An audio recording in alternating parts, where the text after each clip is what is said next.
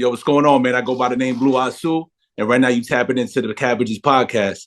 And if you ain't tapping in, what is you doing? Peace.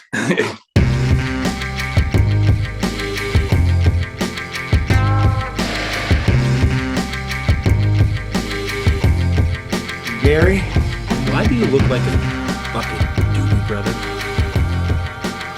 Well, man, I guess,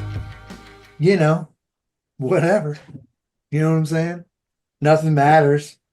Nothing we do, nothing this movie does matters. Movie sucks, man. You know what I'm saying? It's a new me. It's a new look. I put on a new look, so I'm a different person. Who cares? It's definitely not the best Bruce Willis movie we've watched this season. Not by a long shot, my man. No. It's hard to say where this falls in the ranking of films we watched this season, but this was a tough one. It was hard to watch it. We got to focus on the positive, my man. Got a good guest. Got a lot of Bruce Willis's. Bruce Willi? Is Bruce Willi? Bruce Will I Am? Bruce Will I never watch that movie again? Yeah. We do have a great guest. We're talking about the Jackal today, 1997 The movie. Jackal. Our guest today is Bloo Azul, Bronx rapper, a longtime favorite of Cabbage. I can't believe we finally got him on this show. It's very exciting to have him on.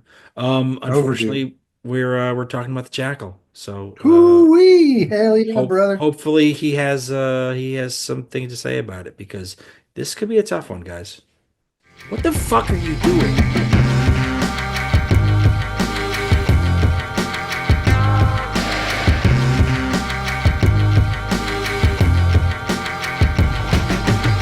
Okay, I am thrilled to introduce our guest for today's show. Joining us now is Bloo Azul.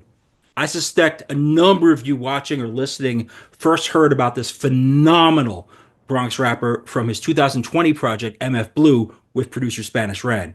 And chances are good that if you did, you probably kept following him on records like Danger Blue and Nowhere Blue. Are you picking up on the theme with the titles yet, guys? Anyway, his latest album is called Sacré, with beats provided by his Brujeria collaborator Sherman. You can hear that on Bandcamp or wherever music is streamed or sold. Hello and welcome to the show.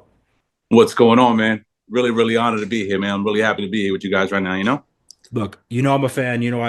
I feel like we're like 5 years now I've been writing about you. I know. Yo, it's so crazy you say that, man, because first of all, I appreciate you because you helped put MF Blue a lot more on the map of areas that wasn't even tapped into, so a lot more people tapped in. And next Wednesday makes 5 years of MF Blue. It does make. I wasn't sure. Like I looked that up. Like how close next Wednesday makes 5 years officially. Yeah, that's amazing. So crazy, man.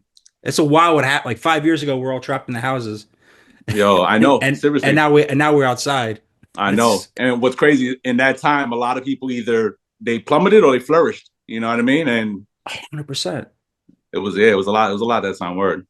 It's funny because there's artists I wrote about in 2020, because that's when we started the newsletter and when we started the podcast. Oh, okay. We started bringing on guests on. Like I started the newsletter beginning of the year, and towards in the fall, Jeff and I started the podcast. And as we were going through, like if I go back and this thing, we're getting to 5 years. The end of this year, we're at 5 years, bro. That's so 5 years. I thought this was like episode 6. Nah, man, we've been doing this a long time. Wow. We've been doing this a long time. Smoking helps everything pass, of course. Like it helps us get through a lot of things. Of course. Yeah, I didn't know you guys started during the COVID time. That's so cool. Yeah. You guys already we're doing it. Yeah. Yeah, that's where it all began. Awesome. And it's interesting which artists like lasted and which ones didn't.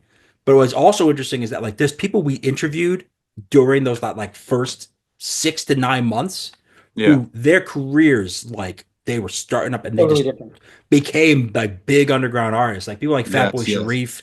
Like we talked to a lot of good dudes, like and we were just like talking to people because everyone was stuck at home, and it turned into like now these people have like careers. I'm not saying that give us credit for it, but they weren't on a lot of podcasts back in those days. I would. They were on ours.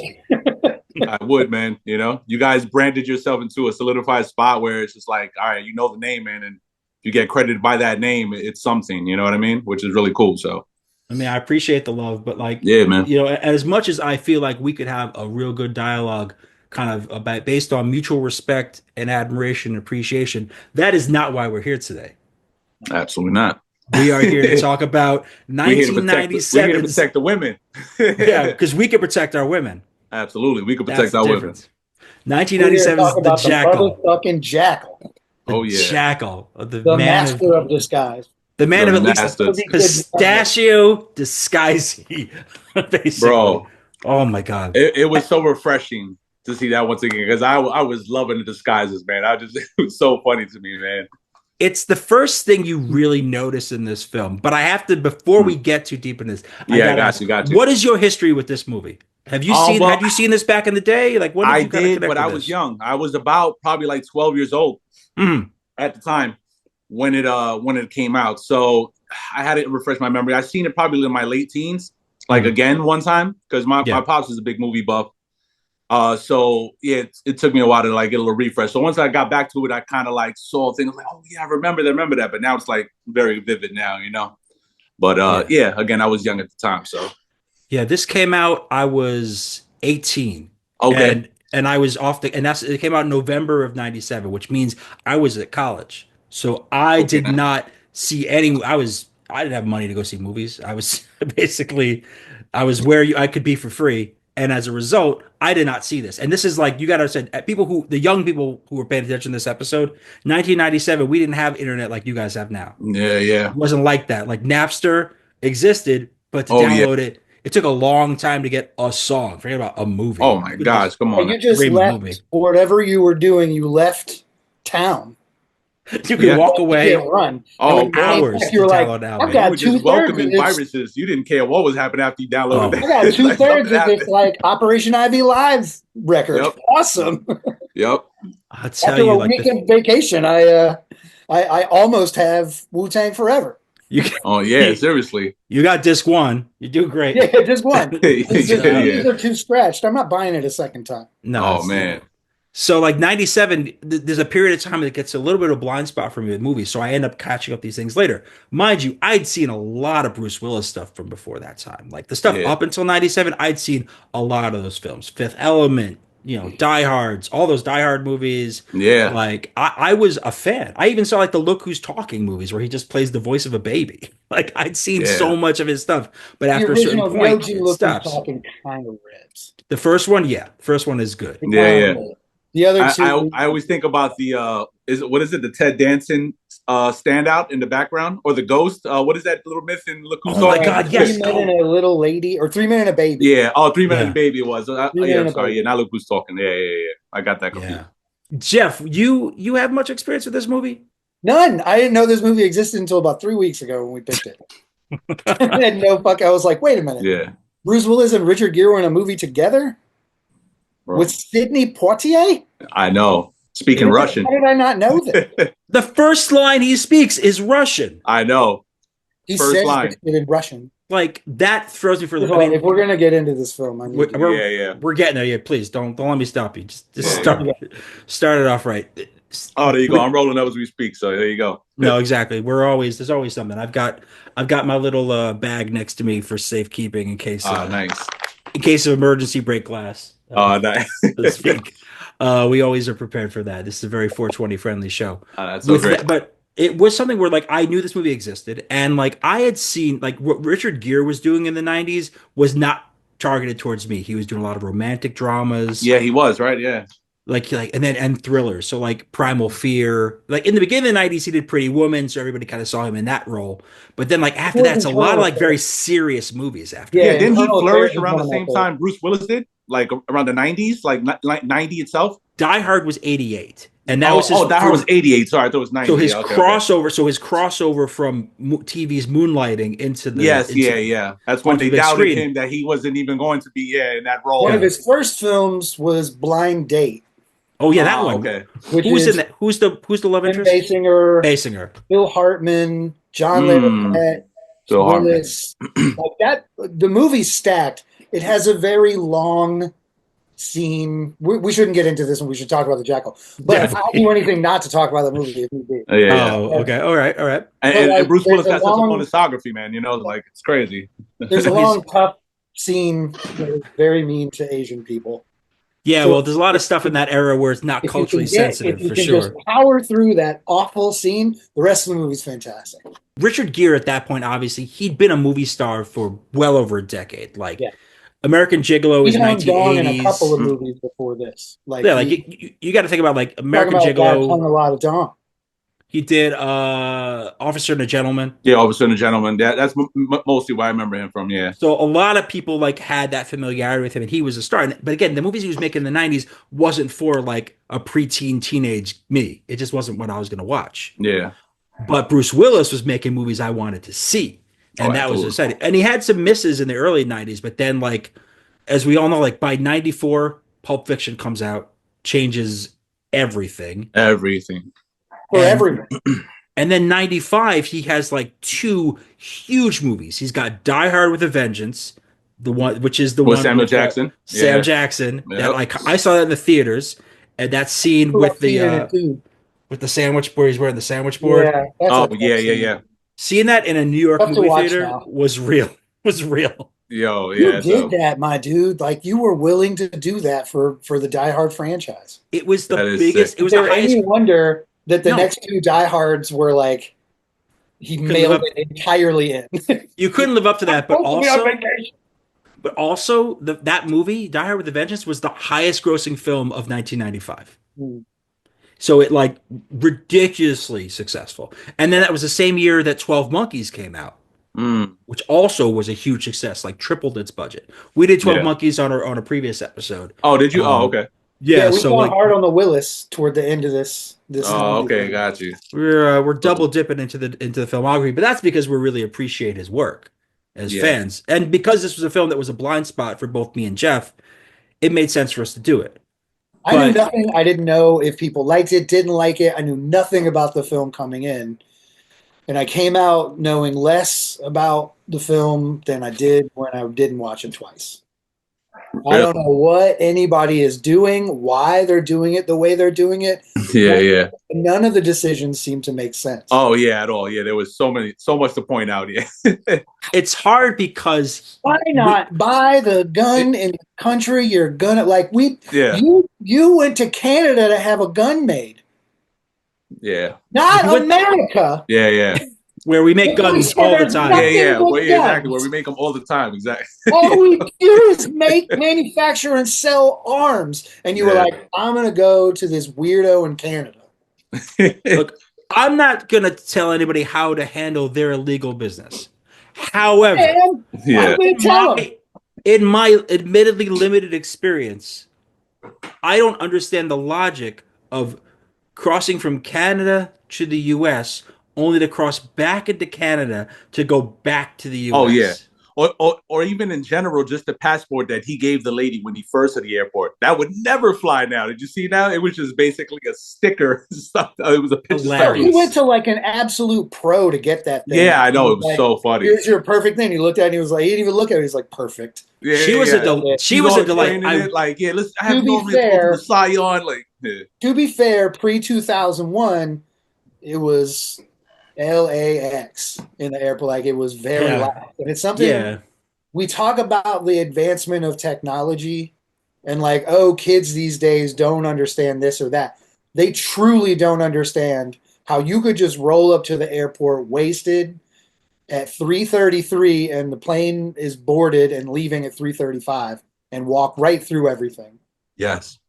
and just roll to the plane and be like, sorry, I'm late. And they were like, please have a seat. Would you like to smoke? Yeah. Yeah. That's exactly right. It was It's so crazy. true, bro. It's There so were true. there were like no rules. We watched another film. Oh, it was actually 12 Monkeys. There's 12 monkeys. Scene where there's like people in different weird spots and like, why would they be in that part of the airport? Well, it's because like people would just go to the airport and hang out. It's Philly in the 90s. That's It that was movie. easy That to movie's get Philly in the there. There 90s. was food there. You could watch the planes take off. The kids loved watching the planes take off. People Yeah. would just go to the airport. It's so crazy. sick. I didn't even think about that. That's right. It's what we it's what we lost. Obviously, Yeah. these kids nowadays, these damn kids, like who kind of came of age or grew up in like post 9/11, don't understand that before we had security theater. You could roll up with a sweatshirt with your face stitched into it, and they'd be like, "That's enough ID." Yeah. You're good. It didn't matter. As long as you paid for the ticket, you're good to go. Especially if it was a domestic fight. It gets complicated if it's international. Because I used to roll with guys. I used to roll with some guys, and they weren't always the sharpest tools in the shed. They'd roll up to the Canadian border. We're going to Montreal for bachelor party stuff, and they'd roll with photocopies of their driver's licenses or passports. Like that's wow. Zones? Even then, it's like that's not people in zones. They'd be like, first class, everybody else, let's go. Yeah, jump on the plane. It was a totally different time. So his travel decisions in this movie logistically are very confusing to me. Very. Kind of move it, how he moves around, because obviously, like there had to be a Jack Black equivalent in the U.S. he could have dealt with. Certainly, in any given state below the Mason-Dixon, he could find it. United States of America. Yeah, I wonder if it was a trust. If it was a trust situation, I don't know. Yeah, maybe more or less, but yeah. Oh, I almost forgot completely too that Jack Black was in the movie while watching it. Oh, that was so refreshing, man. It was so great seeing him because he stays on his personality in all genres of movies. You know what I mean? It doesn't matter from the serious to comedic. It's always him. You know what I mean? To himself. We did a rewatch just for the fuck of it the other day of Saving Silverman. Oh wow! Yes, yeah. So him, Steve Zahn, and Jason Biggs and Amanda Peet. Jason Biggs. Yeah. We just watched that. I hadn't watched it in I mean, 20, I haven't seen 20 years, probably easily. And like he is the same character in that movie, basically that he is in this movie. Well, I gotta admit, there were like almost zero laughs. That movie was specifically for the week. Oh, Saving Silverman. Yeah, anytime after a week, that movie aged poor. It was just bad. It has the same number of laughs as this movie, which is really, which is fucked up. I gotta watch that out of curiosity now again. Yeah, it's been a while. But the thing is, so Jack Black at this point, he's not the star that we know him as now, and now he does all the kids' movies. He's in Minecraft. He's in Super Mario. Like now, he's just like little kids know who he is. But back in those days, it was like you might have seen him on like Mr. Show. You might have seen him in a thing here and there. So, but he's a comedian. He's a comedian. So. Yeah. The director, who we'll talk about, Michael Caton-Jones, basically said to him, like, improvise. Just improvise these scenes. So, like, when they go out into the field, and that scene, which is the first time we really start to see, like, some personality on Willis's part. How cynical he can be. Yeah. But, like, all the stuff that Jack Black's saying, like, oh, this rocks. Like, he's like, it's all him just improvising in the scene because Willis is not speaking to him. Essentially, he's just trying to calibrate this machine and figure it out. And everything that he's doing in that moment has nothing to do with anything really that's happening in the scene. And that's just how he continues to roll constantly. So it's brief, but like it means something that he does the part that he does because he adds a little levity to a film that largely doesn't contain much in the way of humor. Yeah, at all. If all that might have been the only thing in the movie that was something close to humor. Yeah. In fact, like every scene is like so brutally serious. Yeah. And self-serious at that like they're taking this thing so seriously in every regard that like the cops aren't like the only time the cops talk to each other like friends is essentially to give each other orders. Yeah. You know what I mean? Like, there's no friendship for anyone. No camaraderie. Yeah, no camaraderie. Yeah. There's one scene of camaraderie that isn't between Gere and his, I guess, ex-wife. They don't ex-girlfriend. The Basque separatist Isabella. They were in love. We got to talk about that scene when. Oh yes, please. Unite. Yeah. What do you mean when he first arrived there and the way he just was all up on his wife, like he just to put him just staring at him like who's this dude, bro? Like yeah. Let's just do it. Listen, what the fuck is going on with them reuniting and this husband just being like, "Dope, I'm gonna let you do your thing." Yeah. Word, you do your thing. And he specifically says to all of the people there, like, he knows nothing of my past, and I'm like, he does now. Yo. He just put a whole lot together, bitch. Damn. You are like practically making out with a dude who just rolled. If he knows nothing, you just rolled up and he was like, I obviously don't need to be a part of this. He must know something, A, and B, he knows a lot more than he did. Oh, I.e. that you are still in love with this man. I was just like that. The level of disrespect on that one is insane. Pulling up with the FBI. Like if my wife's ex showed up to my place and dared to touch her face, there would be some words exchanged at minimum. Oh yeah. Just out of human decency. They were basically penguin kissing with no. Hold up a second. I would roll up and touch your face before I went up and touched hers. If I was in, I'd be like, Gary, I've heard so much about you.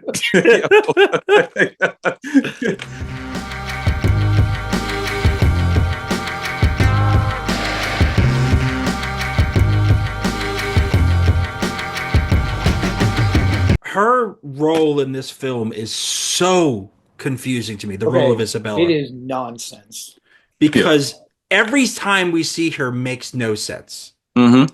From the very beginning, where it's like, because what Richard Gere says, and we have to at least address the fact that Richard Gere does this like atrocious Irish brogue the whole time. Oh man, I was going to ask if he is originally Irish or no.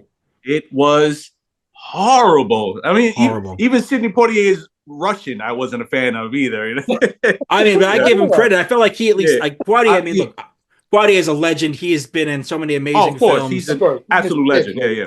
He's saying anything in Russian at the age of 70. He's 70 years old when this movie comes out. Like, you know what, man? Whatever you want to do, you get to make whatever choices you want to do. I respect it. Yep. It's his final film. He didn't do another movie after this. But the man made, that was his final film. That one. That was his final film. He did some TV stuff and some documentaries. But it was his final film. He only did 2 movies in the 90s. He did this, and he was in Sneakers with Robert Redford. Those are the only 2 films he did in the 90s. Wow. Right. Well, I guess technically he directed Ghost Dad, which is 1990. Okay. So did he? That. Okay. Yeah. That's his final directorial. And you know what? But I get reap what you sow on that one. We didn't know. So let's we have to. But like, so Richard Gere does this terrible Irish accent. He's got this horrible goatee look, which is very 1997, mind you. I had that look in 97. I'm not gonna lie. I didn't like, we were all guys with beards. I had the thin. I had this is all line. Yeah. And I was like skinny as a rail, and I'm like, going to my Dominican barbers doing my whole shit for me. Like, it's just like, it's not. I understand it for the time, but it's not what you expect. Does it last the whole film? Like when he cleans up and like he goes to get a shaver. Oh yeah, you mean next to the gun? We'll talk about that too. We'll talk about that too. But like he goes and like, but does it go away? He just keeps that thing the whole time, huh? He gets rid of the mustache and goatee because the studio was so upset about it being there. That's real. They added a scene in where he asks explicitly for the razor. When he says, "I want 3 things." That's what I was going to say. Yeah. He really wanted to shave. At least they had the good sense to do something about that. So we deal with the accent. It was a tragedy. Yeah, it really was. It was an international incident. But the reason why I'm bringing this up is because this goes back to Isabella. Is that this Basque separatist? Is that he says point blank to Poitier in the prison that he has seen the Jackal. He's seen his face. He says this to them. Yeah. Why then do they need to go see this woman in Phoebus, Virginia? Yeah. If he knows what the guy looks like. Is she really going to provide that much more information than what he can provide? If he can see this guy on site, as we learned, he does eyeball the guy, spots him right away. Like, it's just like, he is. Oh yeah, so his intuition is insane. Yeah, he just did. So there's no reason why she should even be in this movie. Yeah, at all. They make it a point to shoehorn into this film at multiple stages. There are a number of people that have no business really being in the movie. All of the Russian gangsters. Well, do you think mainly it was because she was supposed to give him the key to the lockbox? I mean, she was necessary. Was that mainly the main point? That's probably the only thing I could think of. But yeah. She's necessary to the movie. She's just like, what's the word I'm looking for? Her power is stripped from her when he immediately is like, well, I've seen him. Yeah. Well, now, if he can be identified, that takes like half the mystery of the movie away. because they spend the whole time saying no one's ever seen this guy, and now we're like, Right. these guys, Yeah. I've seen him. I've seen him. Right away, he's like, "Oh, I've seen him." Yeah, Right when they're about She- to leave. Yeah. Oh, Yeah, you know what? I My know. girlfriend's seen him too. She'll verify it. She only What? exists. They just needed to be verified that he wasn't just lying to get out of jail. So Isabella only exists in this room as a plot device. She's Yes. needed to create peril. She's needed to provide that key that comes in handy at the end. Yeah. She's there to also You provide think we have no idea. some motivation for Richard Gere's character to really hate Bruce Willis's Jackal. But more than anything else, she's just there really to kill the Jackal for no reason at the end. Yeah. Oh, yeah, that as well, too. I almost forgot. Nobody should have, like, there's no reason why she should have been there. Yeah.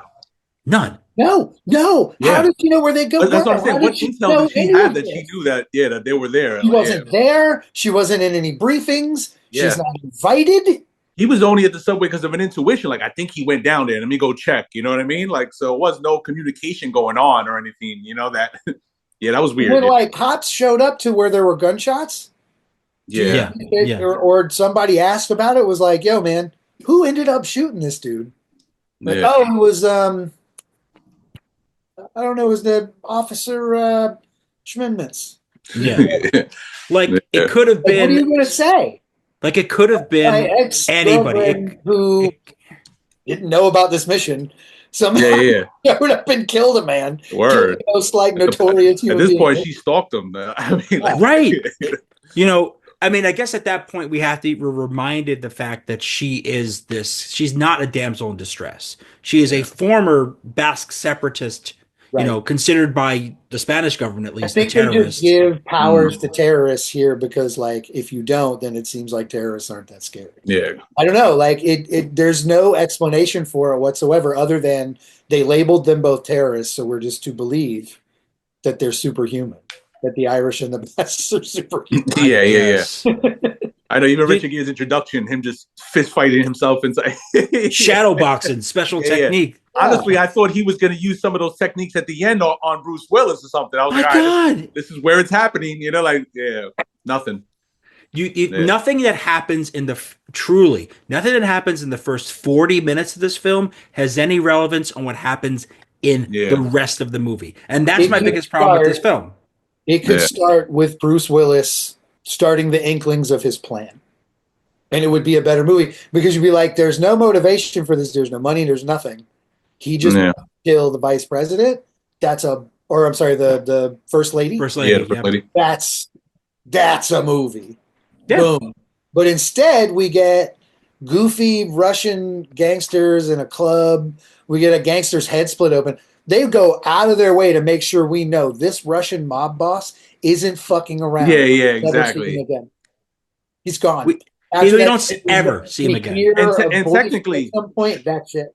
Shouldn't they be talking Russian to each other in that situation? Oh, that's damn right. That's the scene that fucks me up. So, like, in the club, there's a mix of Russian and English, and we get that. Yeah. So but then it's a tape. The next scene, A table is full of Russians full of are all Russians. just like, "Hello, friends. It's good to see you.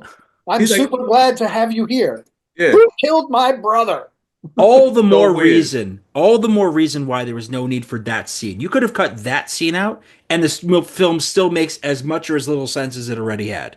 Yeah. We get a full minute and a half of this dude being the best. Like, he's willing to kill his best friend. Yeah. Point. Even the way He was like a explaining it, though, brother was to just me. Weird, you know. It's Yeah. just like he's like, "Oh, I love that guy." Imagine if somebody I don't like. It was just weird. Like, his And whole, then he's like, "Yo, I'm his gonna whole pay somebody. interaction. I'm gonna pay somebody to do this job." After making this point to these dudes, he's like, "I'm gonna pay somebody to do the job." So And that scene never needed to happen. There was It no didn't. need for that. So like, and the thing is, the truth is, we never meet any of these Russian gangsters, oligarchs, whatever you want to call them. Again, we never meet these the characters. bedroom doesn't matter. Like Sidney Poitier at the very end is talking about, I'm going back to Russia and I'm going to go get these guys. I'm like, that's a Yeah, movie. That's a movie I might want to watch. I would Yeah, watch yeah, that yeah. movie.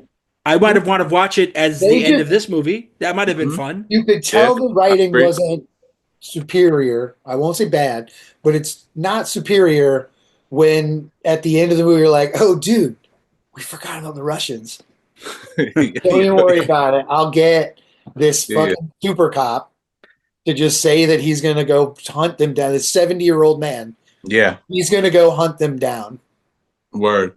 With Did what you connection know? to? Because Right. wasn't it two Russian enforcers that came with them to the U.S.? This girl that died, right? I forgot her name. Yeah, Valentina Belova, and then the rat, right? Yeah, the informant. Yeah, it was just them two, right? That was from the. That's so funny. Yeah. So who's he going back with? Because it was one already that was willing to turn against. Like my favorite thing is her death scene when she meets back up with Richard Gere, who apparently they're in love, but they only spoke twice. Yeah. Sure. There's nothing. He's just so bewitching, this like Northern Irish terrorist with a fucking goatee. He's so bewitching that to speak to him twice is to fall in love. Yeah. So she's. I mean, he is Richard Gere, the though. love of her life, who still doesn't know his middle name.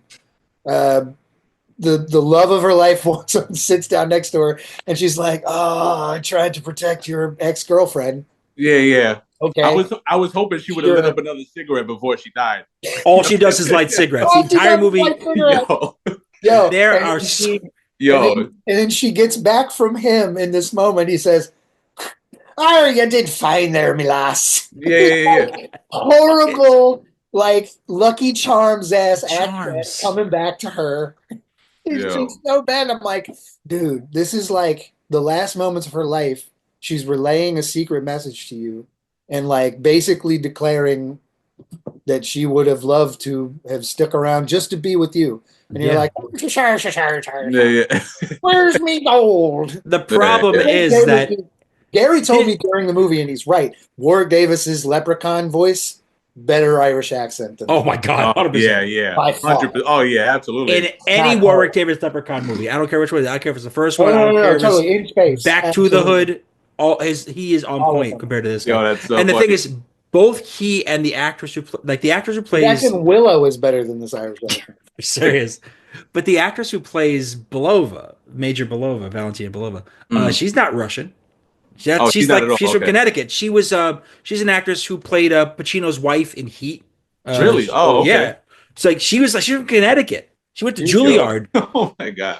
So when she does an accent, I thought this was a Russian actress when I first watched this. No, seriously, same. I thought that's a Russian actress, and I only learned it after the second one where I went back and did my research, and I was like, oh, this is well played, because Gere's accent is so hard to take and so unbelievable. It is. It takes you out of every scene. The best thing about this movie is they don't give Richard Gere a lot. I was gonna say that he's very stoic, like more stoic in things. But I'm glad, because you didn't have to. Willis was like 9 characters.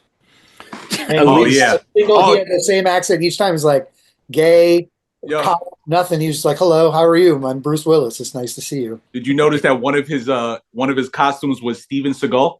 Wait, which one is Steven Seagal? Which one? The one where he had the mustache? With the mustache and the ponytail? Oh my God, you're absolutely right. Bro. You're absolutely right. Fucking Steven Seagal. Boy, this movie just bumped up a notch. Now I'm giving it half a star. And another one. You mentioned it. What was the Bruce Willis did a movie that same year. In 95. Well, he did in 97 or 95 or 96. So what was it? Oh, hold on. You just mentioned it recently. Oh my goodness. I did. Let me see. So he did Pulp Fiction. He does Diary of Vengeance. Does 12 Monkeys. Does Fifth Element. Okay. Yeah, one of his characters was like a Fifth Element with the blondish hair. Yes, sure. The bleach blonde. Yeah. The bleach blonde, which I think what is the grid call him on there? You got this grid behind you, Jeff. They call him the Yachtsman. Yachtsman is the Yachtsman. Okay. The Yachtsman. The Surf's Up one is funny because later in Last Boy Scout he uses that line. Oh yeah? Oh, does he? Surf's up, pal. Oh snap. All right, so whoever made this is pretty good. We did try to track how many looks and fits he had, and we couldn't do it because we got into like semantic arguments about does this count as a second look? Does this count as if he doesn't have the sunglasses, is a different look? Like what are we dealing with here? Are we just counting wigs and his regular hair? Yeah, so we got all and wigs. Is that all we're counting, or are we counting every time he changes clothes? Yeah. So when you first see him making the deal with the Russian to when he's in the airport about to steal the passport, is that the same him? Or is that I think so. One? I think we counted that as just the same him. Okay. The grid, which I'll share with people after this, is called Just Bruce. That's how they call it, Just Bruce. But like that's supposed to be like, I mean, we know obviously this is a man of many faces. He's the master of disguise. We're not going to know who the real version of him is because there is no real version. But at the same time, like we sort of see them as like he's kind of our basic level version of him, and then he changes over the course of all these. Like my favorite look of all these looks is also my least favorite of the performances that he does in this. So like it's when he is pretending to be Canadian and he's saying a lot, picking up. Yeah. And he's got the big gut. Mm-hmm. So sweating a lot. Yeah. He's like walking around like Chris Farley doing Matt Foley on SNL. Yeah. Motivational speaker, and he's coming through and he's doing that. Like that to me is the wildest one, especially when he ends up in the internet cafe when he sees those guys are following him and he's just sitting there typing away on the thing. Like, okay, this is so intentional. There's such an intentionality to the fact that he is playing this absurd character. And my wife is Canadian, so when she watched this with me, she was just like, what the fuck is he trying to do? It was nonsense. Yeah. It was nonsensical. It had no basis in reality, that accent. None whatsoever. Right. And so like what was your favorite of the Bruce Willis character swaps? I mean, well, for me, like I said, I mean, even though it was quick, the Steven Seagal quickness of it, that one, but I mean, good. Honestly, the Canadian was my favorite one because he did a repeat on that one as well because he had to go back and pick up the shipment. Right. Because the other ones were very like practical. Like it was just like, just not a fan of the other ones. Yeah. I would have to say that's one. And my least favorite one, honestly, was the cop.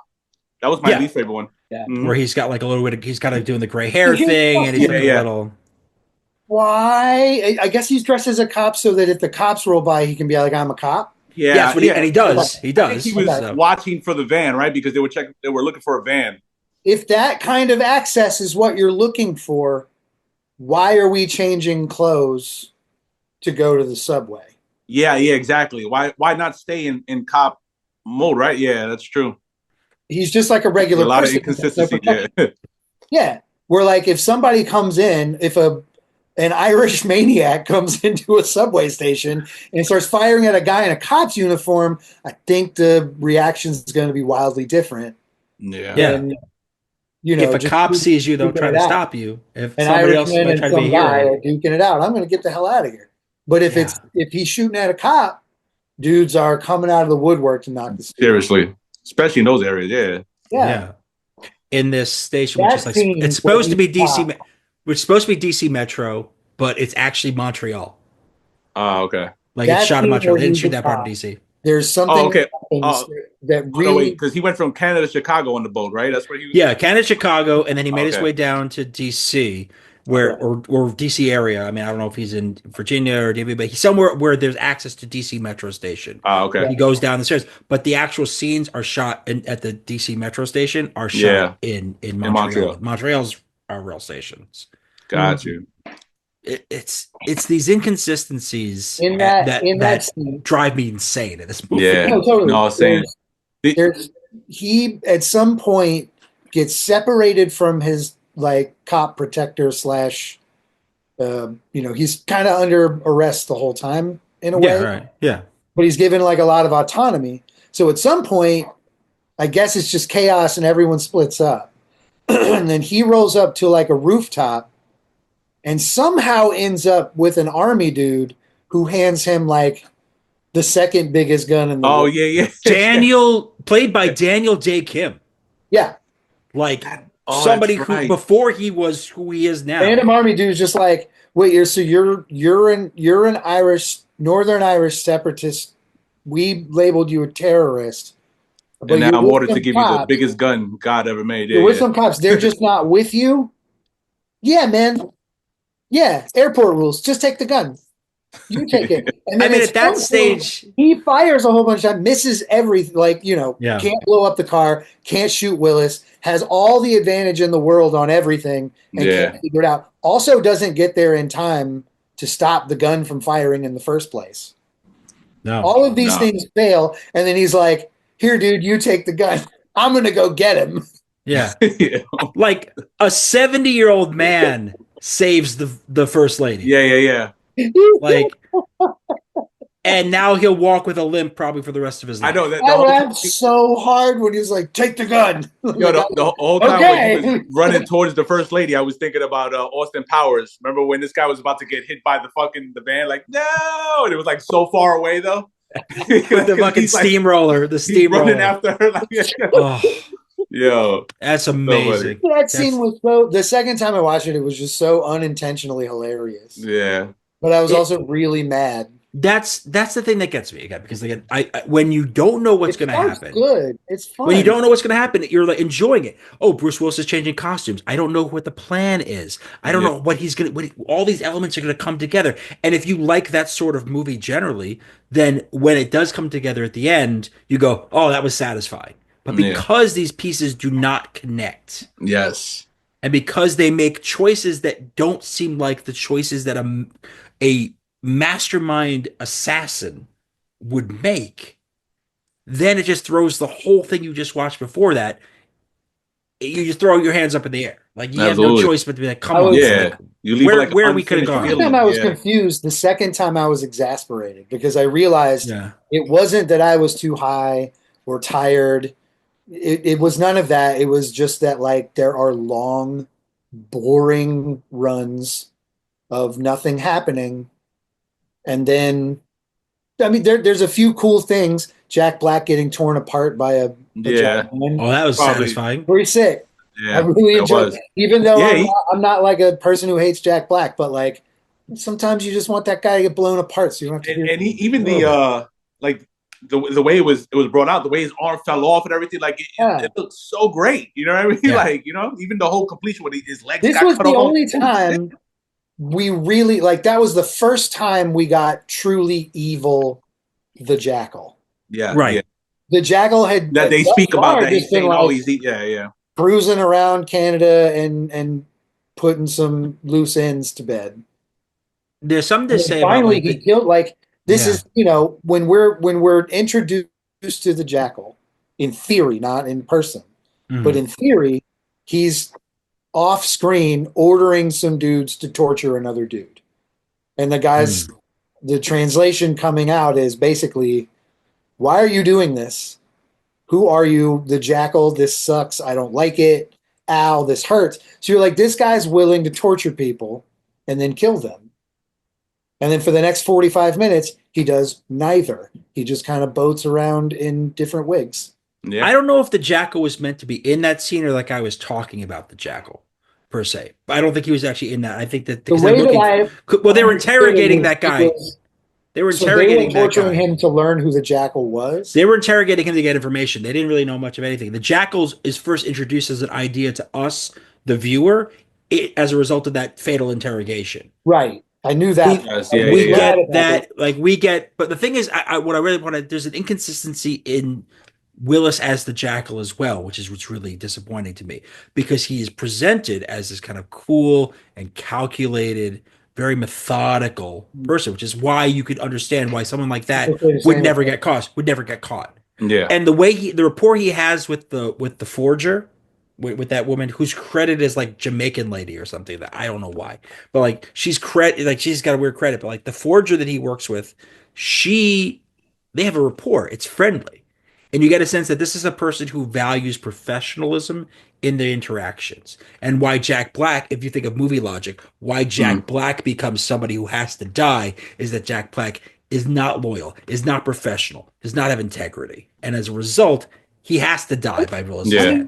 So you think after he tried to establish that 100,000, that's when he made that decision? Like, well, I think he knew. This is something I don't like about the Jackal. He asked for $70 million. It's obviously about the money here, which also, again, takes a lot of the air out of the Jackal. Like, yeah, he's getting paid $70 million. He better kill somebody who's fucking famous, whatever. Well, that's why he's doing it, right? Right. So he's getting $70 million. And then this dude is like, yo, man, I just made like a wild illegal thing. I put my ass on the line.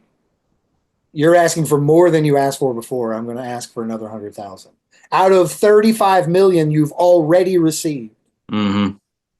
It was just given to you just for showing up to the meeting. But like, and you're like, I gotta kill this little shit because he has a brand. But think about it like this: we're getting a sense in these scenes of that Bruce Willis's Jackal lives by a code, and that code means that he constantly says half now, half upon receipt, like half upon completion. Half completion, yeah. But you get a sense that's the way that he operates. He operates in this mentality of there's a deposit and then you pay in full. Like that's the way he works through all of this shit. So Jack Black doesn't play that way, and as a result, he has to die. And I guess that's movie logic right there, kind of classic movie logic. But then when Bruce Willis at the end kidnaps a teenage hostage, that poor girl in the subway, he is gone, and he's like making crazy faces and doing. She has PTSD for the rest of her life. Yeah, the actress probably does. Forget about the friggin' the character. The actress is having her taunt the guy like call his name. He helped. Yeah, for the things that he did through the movie, they didn't earn. Grabs a random teenage girl and like no, absolutely, yeah. It went from 0 to 100 instantly. Yeah. Like my man was willing to jump in front of a train and run that as well, a train tunnel, but like when cornered was like, give me a 13-year-old. Yeah, I don't see it. No, he's gonna have like if the Jackal's worth his weight in salt, the fucking schematics to that subway when he was jumped, like in his brain and he knew where to go and get the fuck out of there. But when he had jumped, escape plan. You heard someone scream as if like they seen him jump. Yet when the train stopped, it was like a regular stop. People got in. Kept going. It was like, all right, man, in and out. Let's go. Yeah. And it get to work here in Montreal. Kept going away with nothing. Nothing was stopped. No alert. Nothing. That was so weird. Rush hour, baby. Let's ride. Yeah, come on. We gotta keep moving. You see, not even New York is like that, man. Shit. No, seriously. No, somebody gets anywhere near the train, like I'm out. I'm done for the day. Yeah. I mean, they stop it for less. What's fucked up is that in that scene, we really get a sense that the screenwriter, who I want to talk about, the screenwriter did not plot a getaway plan for this character. Right. Because clearly, this is going to be a shooting event. It's going to be a horrible experience. People are going to be terrified. There's going to be a lot of chaos. And he has to be able just to leave. Where he's a cop. At some point, he like Richard Gere is like looking around in the binocular, the nocular, I guess. Yeah. Monocular. Binocular. The monocular, and is like, oh, a subway station. So that's his plan. So that's how he plans to get away from it all. Oh, dude, he's getting away from it all the same way that I go to fucking work. I went to work this morning. Yeah. No, same kind of commute. Subway, my dude. Like, yeah, it's very possible that he will use the public transit that's right beside the fucking thing. Yeah, very possible. Do they not have trains in Ireland, my man? I don't know. Hard to say.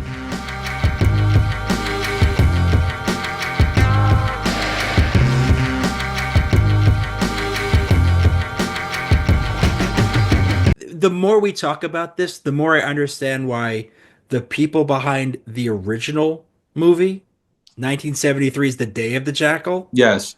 And the book it was based on, 1971's book, same title, did not want to have anything to do with this movie. Really? The reason why this film is called The Jackal and not Day of the Jackal, which was the title of the book and the original movie in the 70s, is that they went to court to make this not happen.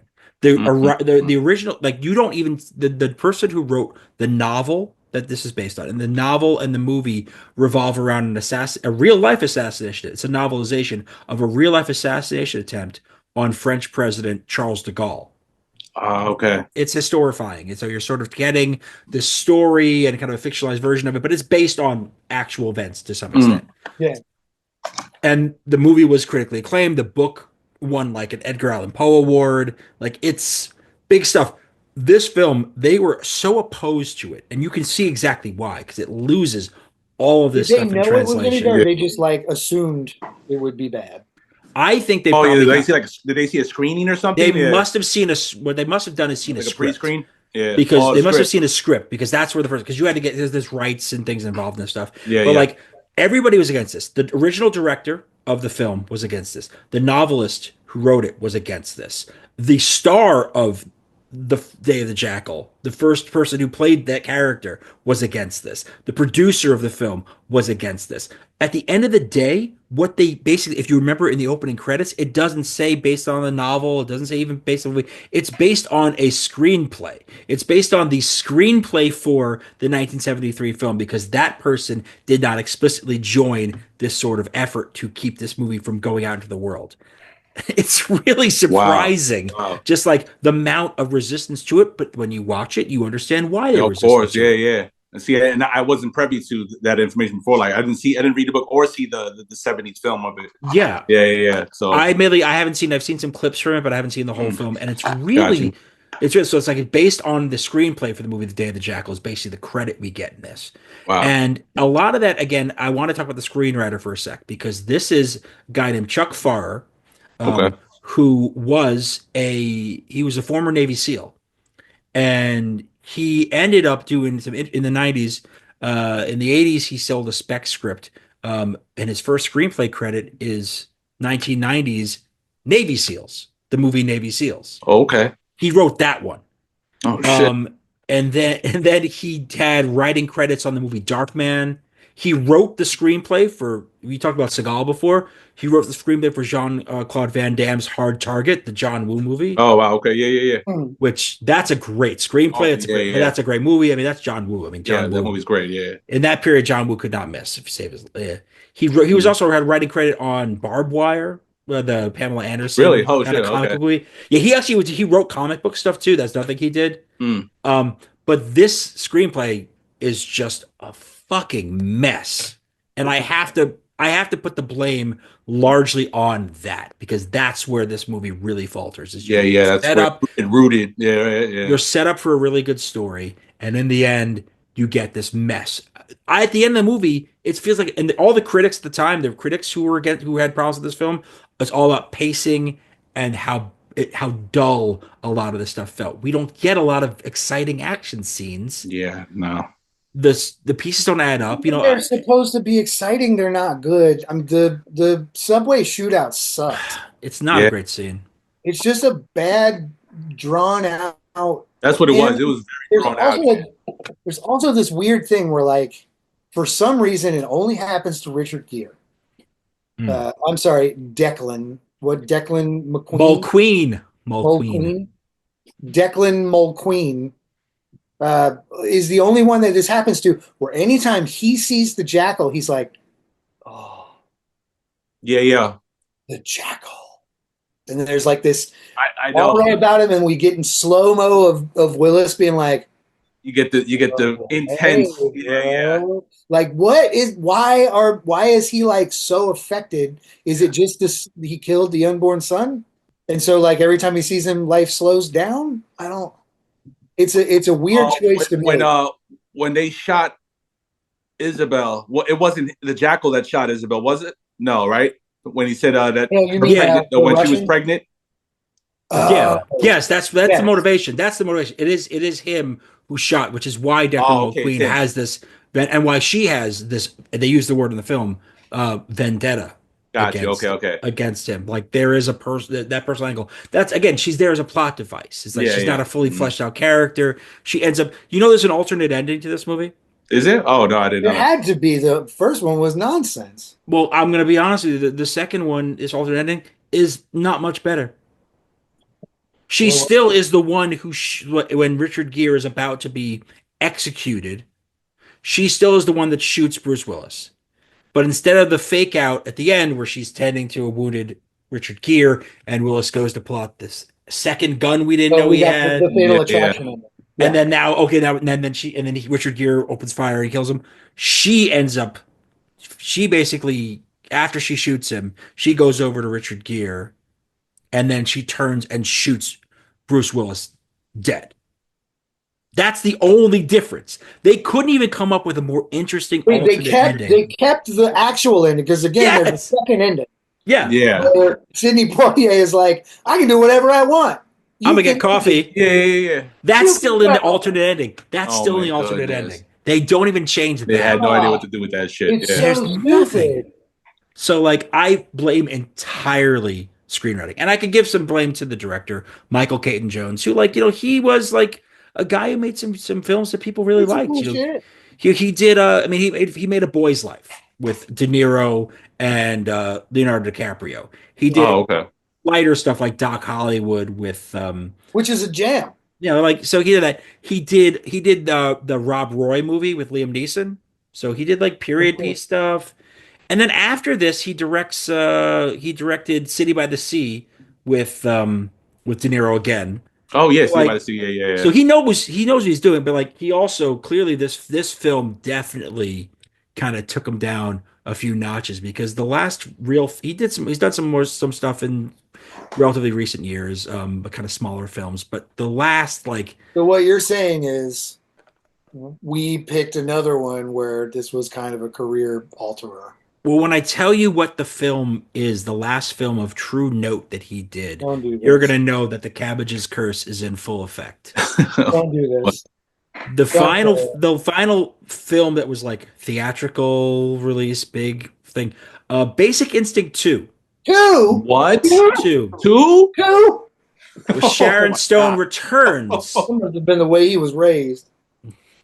Oh my God. Somebody raised Nah, him. Basic that's Instinct blasphemy. 2 in 2006. So 9 years after Disgusting. this movie. It is so, you know, Richard Gere and Bruce Willis, they hated each other apparently. They didn't get along on set. The director wow. said this. So they never did a movie together again, which fine. I'm okay with Yeah. that. I don't think Yeah, there's an yeah. opportunity. Absolutely okay with that. Yeah.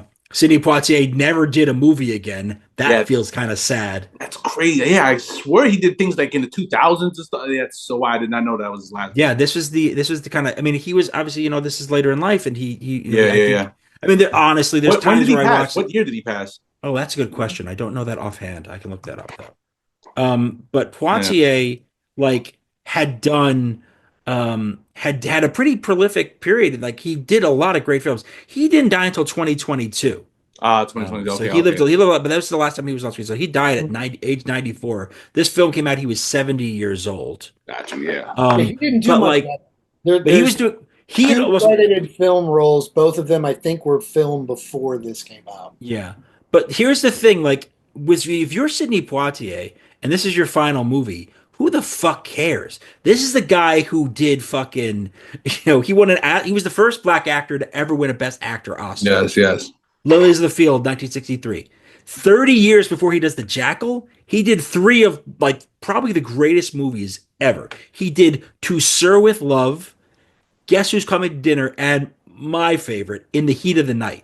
Boom. Night. I was going to say, if In the Heat of the Night is not a part of this run, Yo, It's the same year.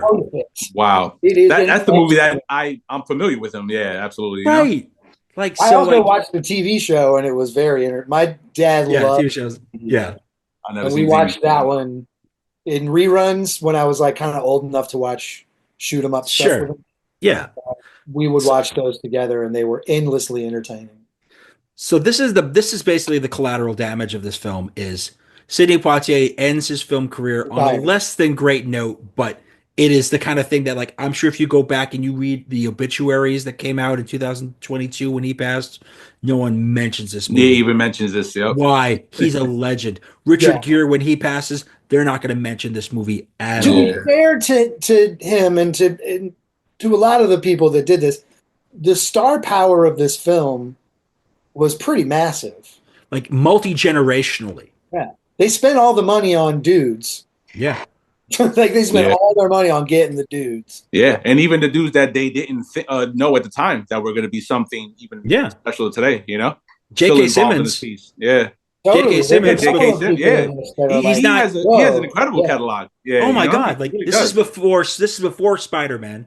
So before he becomes this iconic character in the beginnings of the Marvel movie rise. Yeah. And then 2014 he does Whiplash. Yeah, Whiplash. Yep. Yeah. Like, I mean, now he's a guy. Anything you see him in, like, he's gonna at least be entertaining. Yeah. You know Totally. you're gonna, If you don't like the movie, you're gonna quality. enjoy it. You're gonna enjoy his role. And he's like his TV run is sick too. Yeah. Like if he's in an episode of something, the show's probably dope, right? Like he's just awesome. Yeah. The casting is entirely on point. They picked actors. They picked three lead male actors who spanned multiple generations of film, ensuring that it would be #1 at the box office opening weekend, which it was. It was. But Oh, was it? it Oh, did okay. not make its budget back. When you got these caliber of stars like this, they Yeah. cost money, and they're not going to take pay cuts for a And film at like that this. time, they their big bucks was in the VHSs, right? So Exactly. So it's they a would home have to wait a rental. year later to see if people were even buying. Oh, so it's sat, right? It's Oh, a wow. home. It's a home. It's a home video play. So like, Mm-hmm. $60 million budget. That's before marketing. You know that adds a lot more to it. It makes 55 million domestically. It does when you add in the international. It does all right. You know, you get to about 159 million, which is good. But like, it's also like Yeah. there's marketing budgets that have to But go for the with those international side. dudes, with those array of that tray of dudes that it hands you, you know what I'm saying? Yeah. With that tray of dudes, and it's like supposed to be this sort of intrigue. There's terrorists. There's a little bit of politics. There's, I guess, espionage, the worst espionage of all time, the most shallow, pointless display of espionage that's ever been filmed. But it's still espionage. So there's a lot going on, and the people resoundingly were like, yeah. Some of us will go, but I'm probably just going to hang out. I'll catch it on later. Yeah. You know, there's a great example of a film that does exactly what you described well, that is a remake of an iconic Hollywood film that did a very good job as a reboot. What's that? What you set me up for here? Is it like... No, I'm going to tell you what it is right now. No, I'm not even joking. It's called The Manchurian Candidate. Oh, yeah. Yes. Yeah. That's the best case scenario of the Jackal is the best case scenario is that Denzel. The history, the intrigue, there's there's just a groundswell of emotion put into that film. Yeah. That's what I wanted this to be. Yeah, absolutely. I agree. Yeah. That's what this movie should have been. Instead, it's a fucking mess. We didn't even talk about how Bruce Willis was gay. We don't have time. You don't want to talk about his gay kiss. That might be the all too well, right? It might be the only time Bruce Willis has ever kissed another man. Not on screen or that. Period. It may be the only time Bruce Willis has ever kissed another man. Possible. And it's like no one is watching this movie. No one will know. No one will know. No one will know. Who will know? Oh, apparently he was very sensitive to the optics on this, which I'm going to give him a little bit of grace on. So like, because he kills performing wise, yeah. So because there is the scene where, so basically, for those who haven't watched this, and I'm going to say, if don't bother watching this. We did it. You don't have to. Why would you do it? I'm not giving it Cabbages warning. No. I'm just saying. I'm not saying it's terrible to avoid it, but like, you don't need to watch this movie. I think we covered most of this. It's not even worth its terribleness. Its weight in terribleness. But there is a scene. There are a couple scenes where basically Bruce Willis pretends to be gay in order to secure something from a gay character. To be fair, I don't think there's a romance anywhere else. Like, it's possible the Jackal is gay. There was a romance that was filmed that they took out of the movie. Oh, was there? Yeah, there was an entire subplot. What we got that was removed. What we got, the Jackal might just be gay. I mean, what we got, you could posit that. Yes, that stuff was stricken from the record, so we can't. Yeah, and that's stripped. We don't know of that. So if you're speaking about currently, jury rules. So we have to play at the fact that while his sexuality may be in question, he does use this man. Right. It's a very toxic relationship. Yeah. And when he ultimately kills this guy, Bruce Willis wanted to make sure that scene was very clear that he wasn't killing this guy because he was homophobic.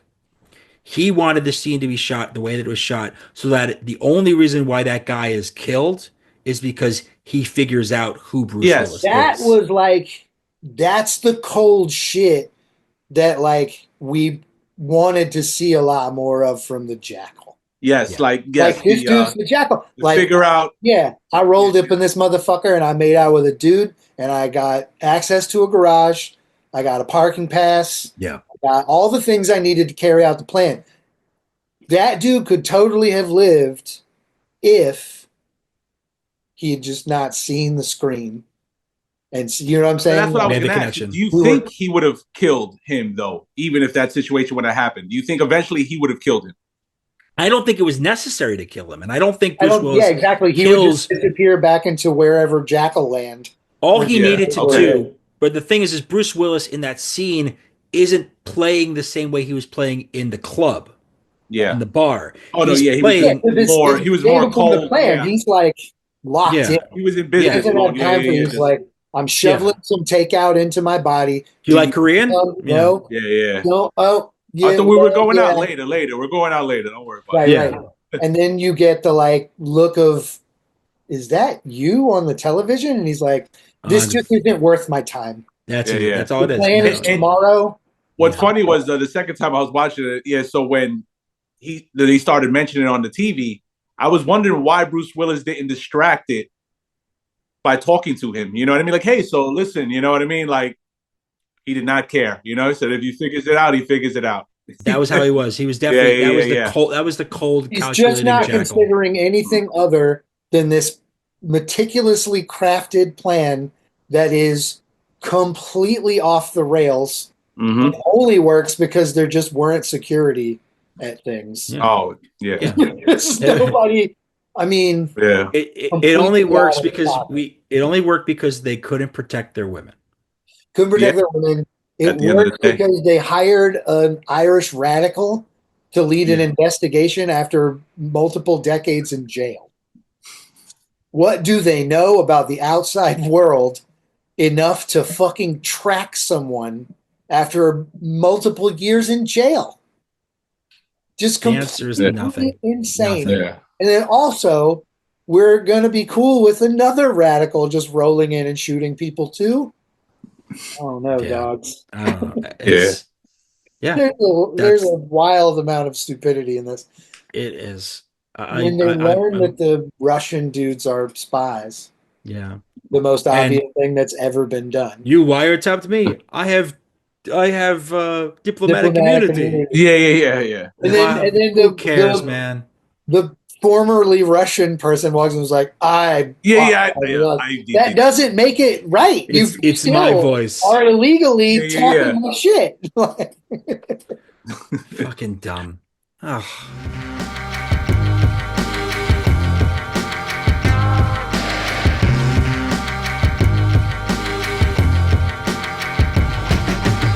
Oh, for fuck's sake, man. Look, okay. All right. That's right. Let's Master of disguise. You didn't even notice? No. You didn't even notice? No. That I was changing costumes the whole show. You just were like, whoa, who was that? No, I noticed. I wasn't going to dignify that with a reaction, given the fact that we had a great guest. That was awesome.